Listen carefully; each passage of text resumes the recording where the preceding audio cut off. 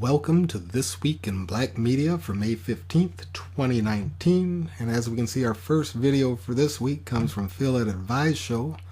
And it's an interview with Marianne Williamson, who is going to make it to the debate stage. I did a video earlier in the week announcing that. She got the necessary 65,000 votes, I think, or 65,000 independent vote donors that allows her to participate in the debates. She's the only candidate that whose campaign I've donated to. I intend to do a small donation to Tulsi Gabbard also.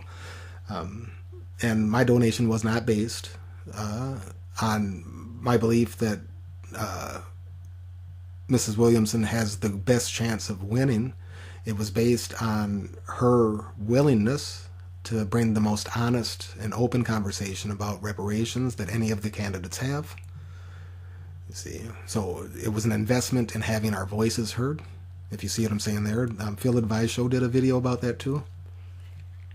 He donated to her campaign too, you see, and I think the more that the black community becomes aware of this, the better it will be for the future, that we will pick future candidates to donate to address our interests, which is just common. It's what most other populations do that haven't had been conspired against. You see, our communal awareness has been systematically attacked and stifled since the time of quote-unquote emancipation. And then obviously for the entire time of slavery before that, but nonetheless, that is changing now. And we see that here with her attaining those votes. So, as Dr. Claude Anderson has informed us, politicians are bought. You got to buy politicians, you see, and to advocate for you. And she has a broad agenda, but we are included in that to a degree more than any other candidate has shown thus far. So credit to her for that. Deeply appreciated. She's also Jewish. She's also of Jewish background, so that goes to show the other side of the spectrum. When I discuss the racism of the Zionist state and the Zionist Jews, the hypocrisy there, you see, and there's a whole other group of them that aren't that way at all. Many of them are vehement critics of the Zionist state, and we'll get into that other side here shortly.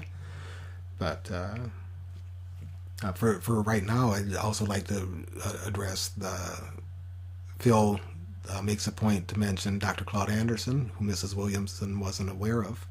And some have been suspicious of that from her, but reparations aren't exclusively her lane. She was aware of Professor Darity, which is important, and she did talk about putting a panel together and allowing other African American experts to participate in that selection. You know, it wasn't something that her advisors or she was going to do herself. But I think Dr. Anderson deserves to be discussed when it comes to reparations, and I believe any conversation about it without his input, without at the very least referencing his work, is incomplete. He's dedicated more than anybody else I've read about.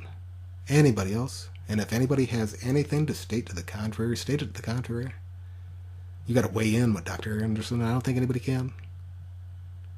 Not when you look at the magnitude that he's done, and to the extent that he's done, and to the people he's gone to reach. He's gone to the churches to reach people of his own free time. He's kept it alive. Homage must be paid. I've said that, and I will say it again. So, shout out to Phil for doing that in the public way that he did. So, I like Marianne Williamson nonetheless. And then we see that she also places a high priority on children. You see, she's very humanitarian. The other candidates aren't like that because the other candidates are greater reflections of what American society is, which is capitalist, greedy, self-interested, and exploitative. It's what capitalism does. And I don't mean to go into a critique of capitalism right now, but we can just look at that as a large source of the greed that's involved. And why children aren't prioritized, why business interests are. You live in an exploitation-based society, the children are the ones that pay first. So we need to get away from that, and I hope to see more candidates like her in the future. I used to think Bernie was humanitarian. which some could argue he is on other degrees, but he's a hypocrite and a bigot.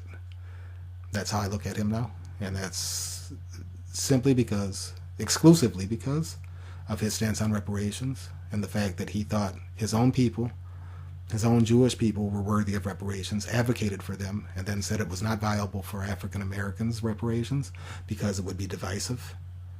There's no two ways of seeing it. He clearly places a qualitative superiority on his own people compared to black people, compared to African American descendants of slavery. You see, that's intolerable. So I don't care about his humanitarianism there, because what it has become is selective humanitarianism, which is just something that I can't stand. Because it contradicts humanitarianism. You see, humanitarianism is supposed to span all of humanity, not selectively. Bernie Sanders has selectively elected his own people and their plight qualitatively superior to that of the plight of the African American descendants of slavery that his own people benefited from. Goodbye, Bernie. That's all I got to say there. This brings us to Yvette Carnell's video, where she goes in on the Congressional Black Caucus, rightfully so, and the fact that they're now trying to promote a Joe Biden-Kamala Harris ticket. Yvette, half of the ADOS movement, started by her and Antonio Moore, they are the leaders of the reparation agenda.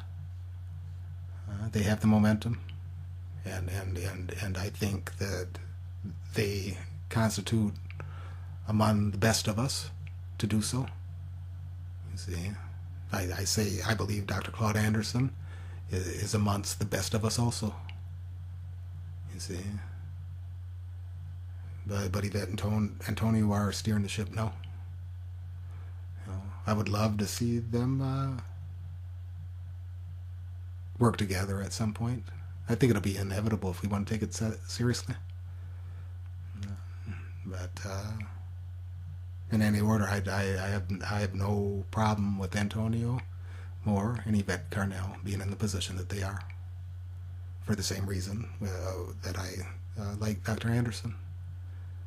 I think they're among the best of us. You see, they weren't doing this for money. They weren't talking about it.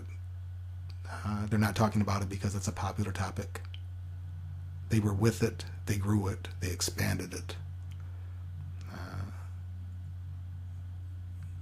They are the catalysts for what we see today, and they must be credited for that also. So I see the critiques against them lacking in credibility. You see, because you can't argue the data. You see, they're data-based people. Can't argue the data. You can't do straw man arguments about their characters. They shamelessly advocate for the American descendants of slavery. I question the character of those that question their characters. That's another side note.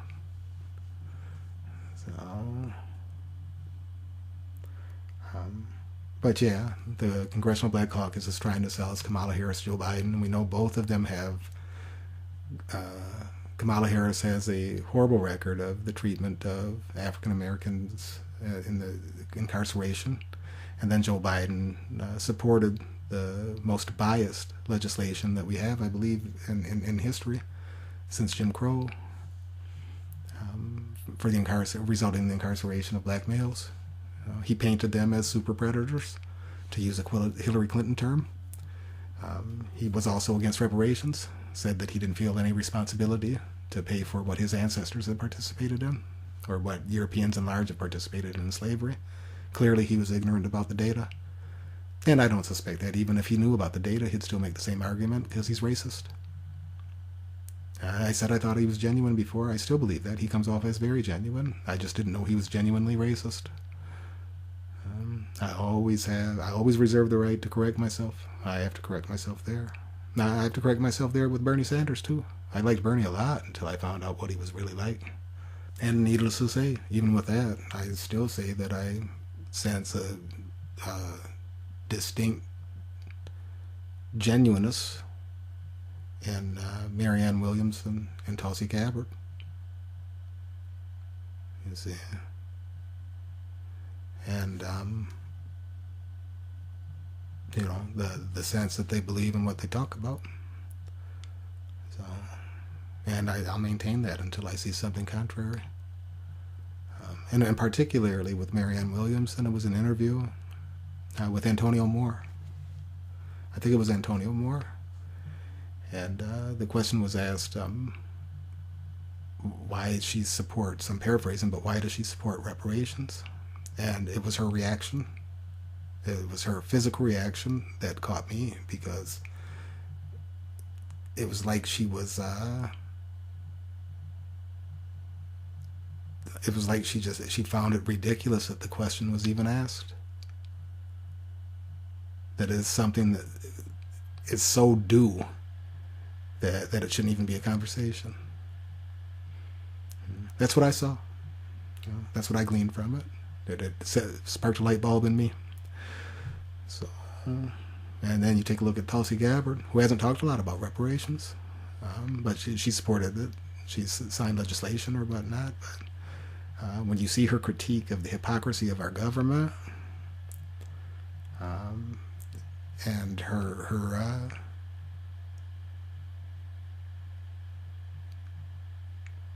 it's just, I don't know how to explain it other than she's centered and unflappable, you see. And in order to convey that, you either have to be a complete extraordinary sociopath, or you have to really, really believe in what it is that you're saying. So, yeah, that's about the extent of the good that I see there, out of all of them. Elizabeth Warren talked about reparations after the fact. Let's see. Cory Booker talked about it after the fact, even though I think his idea about baby bonds is a good idea for all Americans.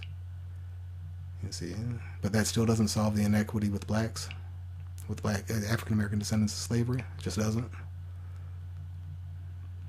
You see, and I have to pay respect to the fact that he brought forth that second layer of legislation about reparations. So I got to give him credit. I called him Coon of the Year for the Zionist bill that he signed. But when people do good things, they need to be credited for that also. So, you know, and I'm not saying that candidates can't change their mind. People make mistakes. You know, people can be completely racist and not even realize it. They have to be shown. You see, and Marianne Williamson has made reference to that. You know, in other words, just stating that she thinks that many Europeans don't realize the data that supports reparations for African American descendants of slavery. And I think that's probably true.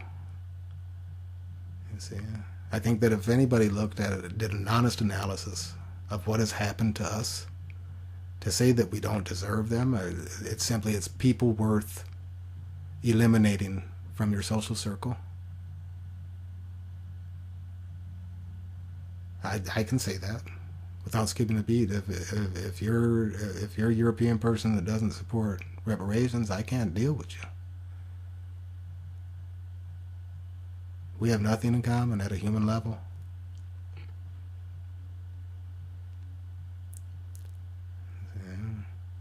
They are the opponent at that point, period. So, speaking of opponents, that brings us to Megan McCain, this video over here,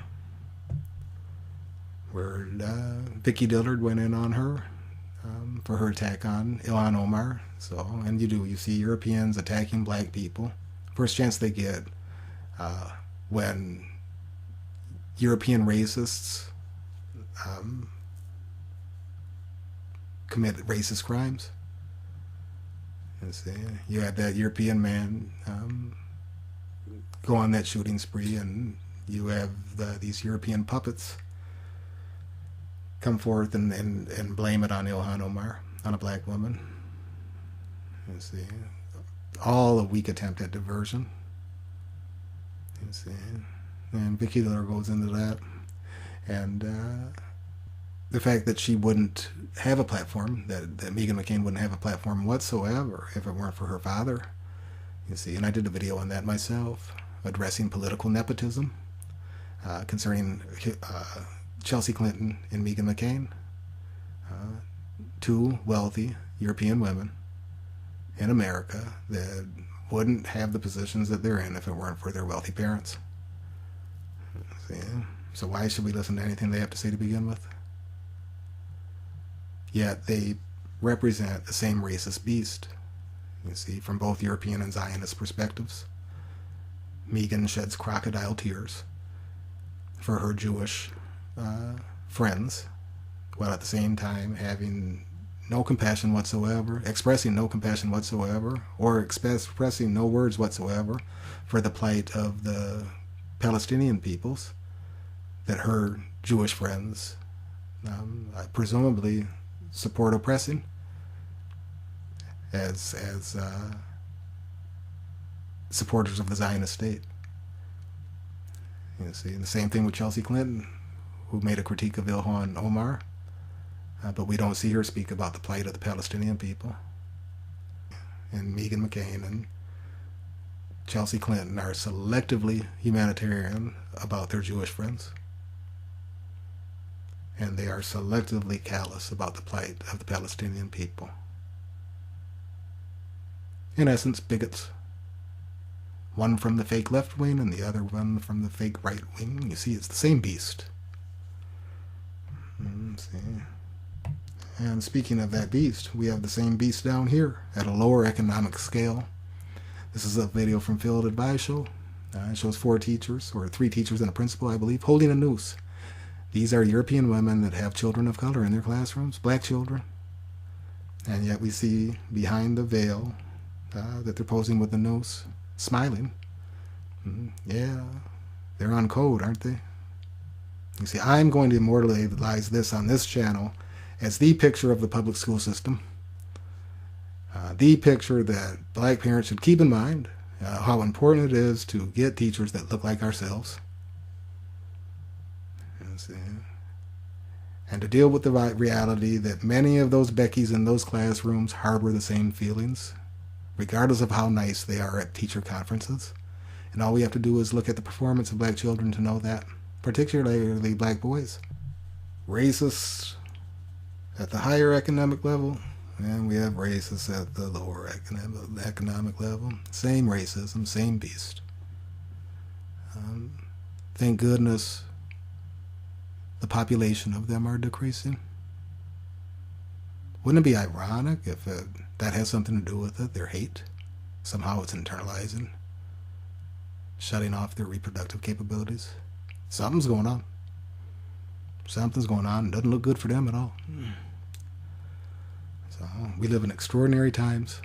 And while this video may seem negative this week, I assure you that it's not. It should never be looked at this way. I celebrate the changes that are taking place in our society. I celebrate the growth and awareness that's taking place among black people. I celebrate it. I'm enthused by it. I feel good every day knowing the data that I know. It's never been better for us, regardless of what others might tell you. So, not in this country. So, speaking of, that comes to those that try to silence the voices of the new black media. I'm going to reiterate something that I said before, but I've pressed like on several videos this week and they didn't show up. I find it interesting that it's the content that I press like on is the content that is not showing up. You see, I do separate music lists for myself, so I have something to listen to while I work. All those videos show up. But this video from Yvette Carnell that I clicked like on didn't show up. I had to go back and get it again. This video from Vicky Diller that I liked didn't show up. I had to go dig it out again. You see, and then there were several others this week. There was one from Willie D that didn't show up, and a few others. So there should have been more videos this week. they didn't show up. Do you think it's just an accident? I don't know. I'm suspicious. I really am. Doesn't make sense to me. And it's happened again. Yeah, so I think I might just have to select the videos every day on the day, and make sure they come in so I can transfer them to the playlist. Nevertheless, conspiracy theory to the side. It looks like this is just the beginning of things to come. That deep and fundamental changes are taking place in our society. The population has already flipped. That's another thing. You see these politicians, even some of the black leaders, talking about, black media leaders, talking about it's going to, in 40 years, the population is going to be majority, quote unquote, minority populations. That's inaccurate. It's already happened. What I encourage anybody to do is go to AmericaReimagined.com and look at their diversity indexes there. It's already happened. The great switch has happened. The great replacement has already happened. Stop letting these people tell you that it's going to be another 40 years. That just gives them the illusion of thinking they're still dominant population-wise. They're not. European children are outnumbered in classrooms now. And they lie on the census anyways, to begin with. We've known that for years. Ethiopians and other African populations have to write themselves in as European when they come here because they want to maintain that illusion. That brings me to another point that bothers me. People keep calling people like Kim Kardashian, quote-unquote white people. Ain't nothing white about them. Stop that. That's what they want. Take a look at her. Take a look at her father. They do not look like they come from Scandinavia. Stop giving them that designation. It only supports the racism that exists. Kim Kardashian could not go join the Klan.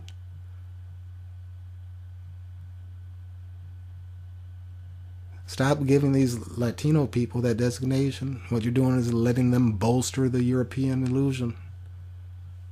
I correct that. Stop it. It's inaccurate. It's as inaccurate as the designation white is to begin with. We got to stop doing that. Straight up. Let it be seen for the deep minority that they really are. They're scared of it. People that build walls are afraid.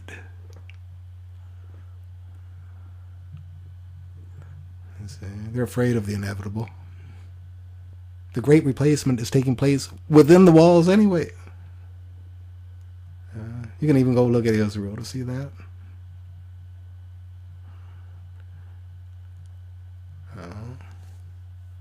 What is it they're trying to do? It's really disturbing. But as it sits, doesn't look good for them. On that note, I'm going to call it for this week. And as always, until next week, continue to watch and support Black media